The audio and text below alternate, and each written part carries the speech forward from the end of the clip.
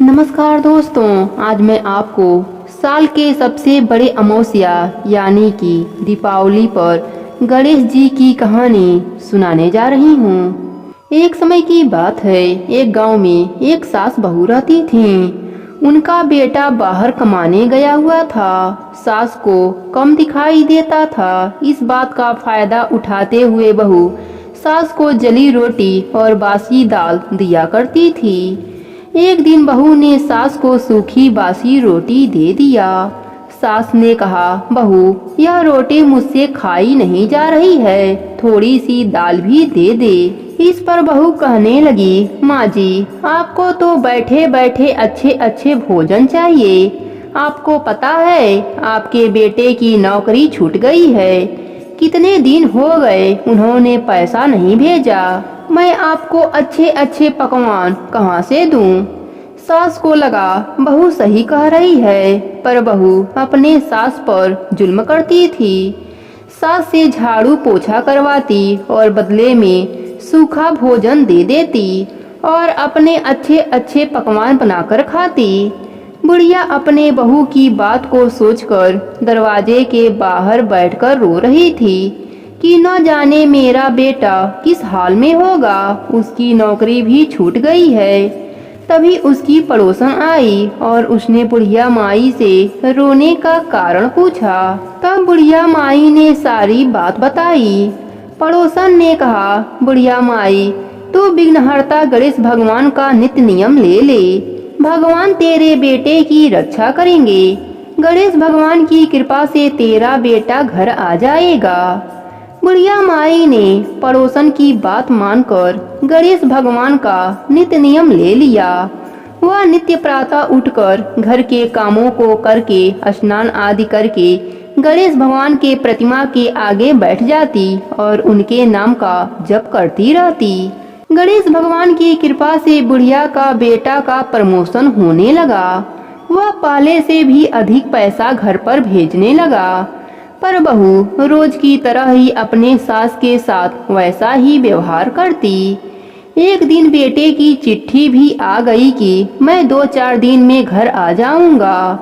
अब तो बहू के होश उड़ गए कि सारी सच्चाई उसके पति के सामने आ जाएगी। बहू ने कहा, हो ना हो बुढ़िया के नित्य नियम का ही प्रभाव है। अगर इसका नित्य नियम पूरा होने ही ना दूं तो मेरे पति घर नहीं आ पाएंगे। यह सोचकर गणेश भगवान की मूर्ति को घर के मंदिर में से उठाकर छिपा दिया। बुढ़िया माई रोज की तरह घर के मंदिर में पूजा करने गई, पर गणेश भगवान की मूर्ति गायब थी। बुढ़िया माई ने बहू से पूछा। बहू बोली, क्या पता गणेश भगवान को भूख लग गया हो तो वह कैलाश पर्वत पर चले गए होंगे। यह कहकर जोर जोर से हंसने लगी। पर मेरा नियम टूट जाएगा, यह सोचकर बुढ़िया माई रोने लगी और बिना कुछ खाए पिए जाकर सो गई। बुढ़िया माई के सपने में गणेश भगवान आए और बोले, बुढ़िया माई मैं तुम्हारे पूजा से बहुत प्रसन्न हूँ, मांगो तुम्हें क्या चाहिए। बुढ़िया माई ने कहा, प्रभु मेरा आज का नित्य नियम टूट गया, आपकी मूर्ति गायब हो गई। गणेश भगवान ने कहा, यह तुम्हारे बहू की गलती है, इसलिए उसको उसके गलती की सजा मिलेगी। तुम मांगो तुम्हें क्या चाहिए। बुढ़िया माई ने कहा, प्रभु आप मेरे बेटे को घर बुला दीजिए और मेरे नासमझ बहू को भी क्षमा कर दीजिए। गणेश भगवान मुस्कुराए और चले गए। सुबह होते ही बुढ़िया माई का बेटा आ गया।